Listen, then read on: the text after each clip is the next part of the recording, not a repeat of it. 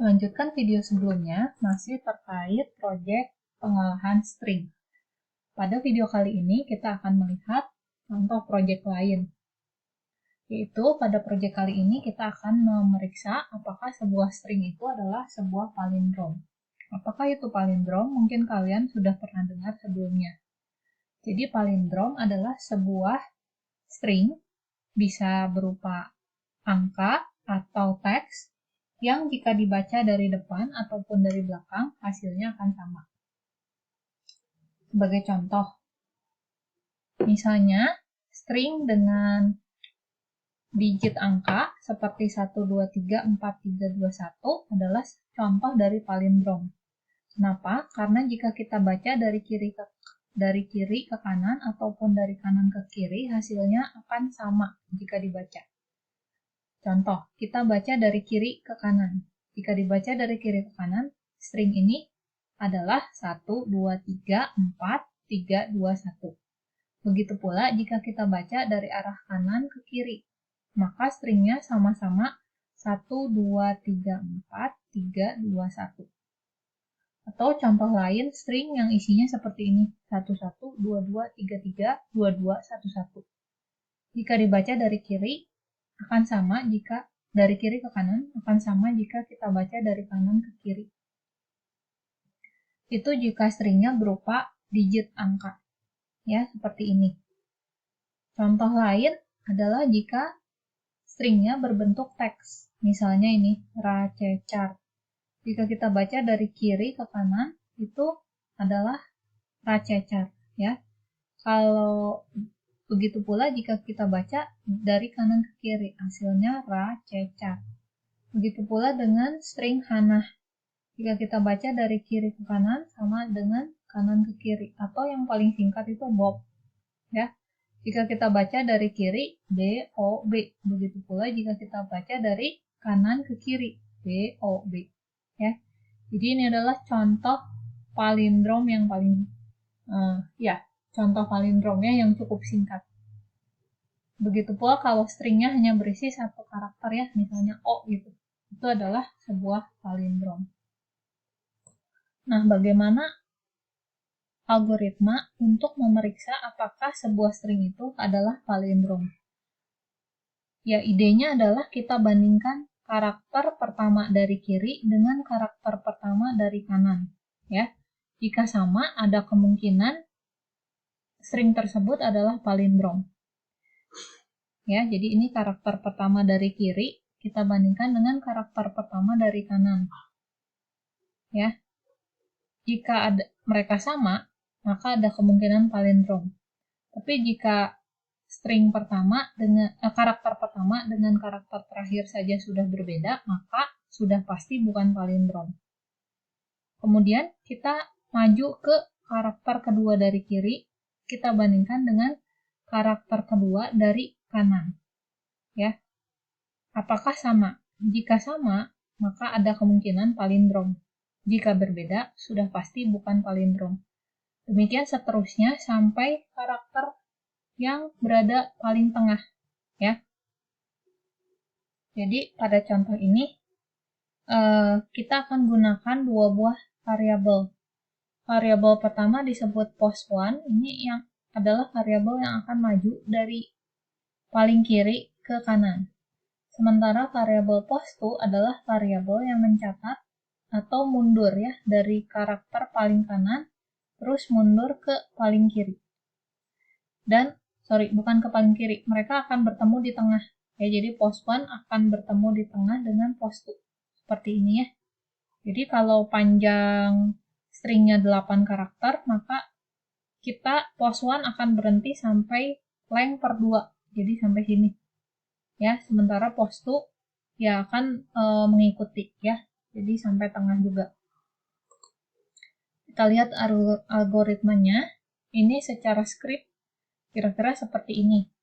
Idenya sama seperti yang tadi saya ceritakan. Ketika green flag diklik, maka pertama minta masukan dulu dari user, ask. Misalnya untuk mempermudah program, anggaplah masukannya adalah sebuah integer.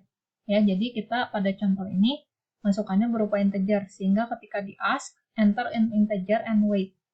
Lalu set length-nya menjadi length dari answer-nya. Untuk apa variabel length ini? Untuk nanti ya, untuk menentukan berapa banyak pengulangan yang harus dilakukan, yaitu ketika membandingkan karakter pertama dengan karakter dari pos 2 ya, karakter dari pos 1 dengan karakter dari pos 2. Jadi tadi kita sepakati bahwa kita sampai tengah. Sampai tengah itu panjang dari input dibagi 2. Nah, supaya programnya lebih modular, maka panjang dari input kita assign ke sebuah variabel, sebutlah length. Ya. Jadi variabel length itu isinya adalah length of answer. Ya. Kemudian, tadi kita punya dua variabel, pos 1 sama pos 2. Maka pada saat inisialisasi awal, pos 1 itu kita inisialisasi dengan posisi 1, yaitu elemen ke-1. Sementara pos 2 itu kita assign dengan length, yaitu panjang dari answer. Ya, karena kita mau mulai dari karakter ke panjang, ya, dari ke length, dari string masukannya. Nah, kemudian yang dilakukan secara berulang-ulang adalah pemeriksaan apakah letter dari pos 1 itu sama dengan letter dari pos 2. Ya, jika sama, jika tidak, maka itu sudah pasti bukan palindrom. Jadi ini letter pos 1 of answer, apakah sama dengan letter pos 2 of answer, tapi di depannya ada not. Jadi jika tidak sama, maka itu udah pasti bukan palindrom. Langsung say answer-nya tadi apa, ya, answer dari user, terus ada string tambahan is not a palindrom. Ini untuk menjelaskan bahwa integer masukannya bukan palindrom. Ya, lalu di stop scriptnya karena sudah pasti bukan palindrom. Tidak perlu mengulang lagi untuk memeriksa karakter-karakter berikutnya atau digit-digit berikutnya. Ya. Tapi jika sama, maka dia tidak akan masuk ke if ini. Maka kita update nilai posnya. Pos 1 dengan pos 2-nya diupdate. Pos 1 harus maju 1, ya. Jadi change pos 1 by 1, sementara pos 2 harus mundur 1, sehingga change pos 2 by minus 1. Demikian seterusnya, sampai ini ya, sampai karakter pos 1-nya bernilai ini, length per 2. Ya, jadi sampai ini length-nya 8, dibagi 2 adalah 4. Ya, jadi nanti pos 1 akan bernilai 4, pos 2-nya akan bernilai 5. Jadi ini yang terakhir dibandingkan, ya. Jika sampai situ program tidak masuk ke dalam if, berarti sama semua. Kalau sama semua, keluar dari repeat lalu say join answer is a palindrom. Jadi answer-nya, jawaban dari user tadi adalah sebuah palindrom. Tapi jika salah satu ada yang beda, maka dia akan masuk ke say yang ini. Ya, silakan pause videonya, lalu kalian baca lagi skripnya, coba dimengerti tentang bagaimana cara memeriksa apakah sebuah string itu adalah palindrom. Setelah kalian mengerti bagaimana skrip palindrom bekerja, coba kamu rebuild project-nya, lalu lakukan beberapa modifikasi. Ini akan dikumpulkan sebagai activity 8.1. Ya. Apa yang harus dimodifikasi? Pertama, memeriksa apakah bilangan pada masukan itu memiliki panjang ganjil. Jadi jumlah digitnya ganjil. Kalau tadi skripnya adalah bekerja jika panjang digitnya genap. Nah, sekarang coba skripnya lengkapi dengan menangani input yang panjang karakternya, panjang digitnya itu ganjil. Sehingga jika tertinggal satu karakter di tengah, maka itu dianggap palindrom. Ingat bahwa string dengan satu karakter itu adalah palindrom. Ya. Oke. Modifikasi kedua adalah coba Anda perbaiki programnya. Ya, ini maksudnya sama sih sama yang tadi. Jadi Anda perlu lihat lagi skripnya lalu dimodifikasi sehingga dapat menangani string dengan panjang digit ganjil. Ya, silakan dicoba. Setelah itu, kalian dapat mencoba mengerjakan project lain terkait manipulasi string atau pemrosesan string. Ini ada beberapa contoh project terkait string manipulation. Ya, ini yang pertama disebut ini, agak aneh namanya, tapi nanti kalian akan mengerti kenapa namanya aneh. Lalu project kedua fix my spelling, yang ketiga unscramble, ya, dan seterusnya. Mari kita lihat satu persatu projectnya.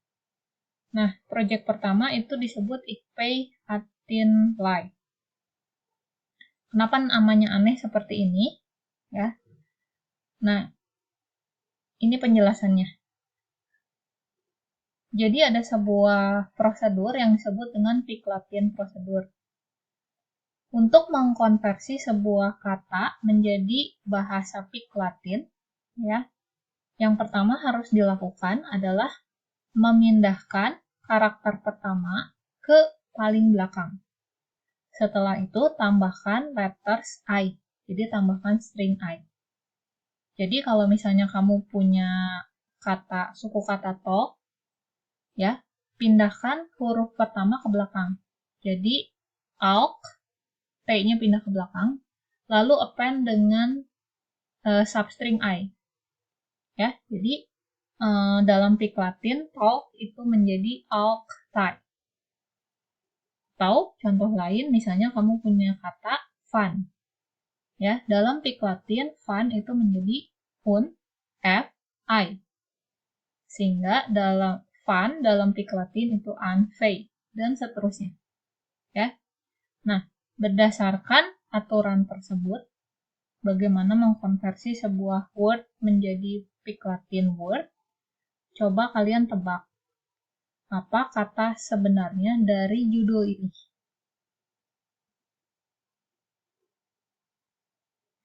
Betul, ini adalah kata pick Latin. Betul? Kenapa? Karena jika kita pindahkan kata huruf sebelum I, yaitu P, ke depan, itu menjadi pick. Lalu kita buang I-nya. Begitu pula yang ini.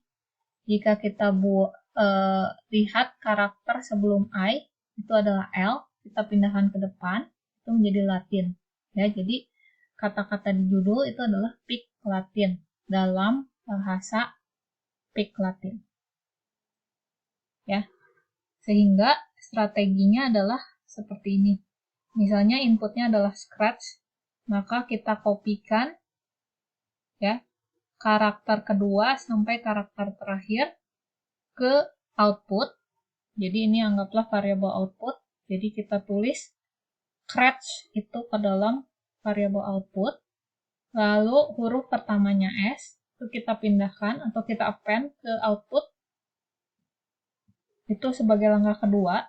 Di langkah ketiga kita append substring A sebagai hasil akhir. Sehingga outputnya adalah seperti ini. Scratch. Ya, itu scratch dalam pick Latin prosedur. Nah, di video berikutnya kita akan mengaplikasikan algoritma ini ke dalam bentuk scratch script. Ya. Sebelumnya mungkin kalian bisa coba dulu bagaimana mengaplikasikan pick Latin prosedur ini ke dalam bentuk scratch script. Sampai ketemu di video berikutnya. Terima kasih.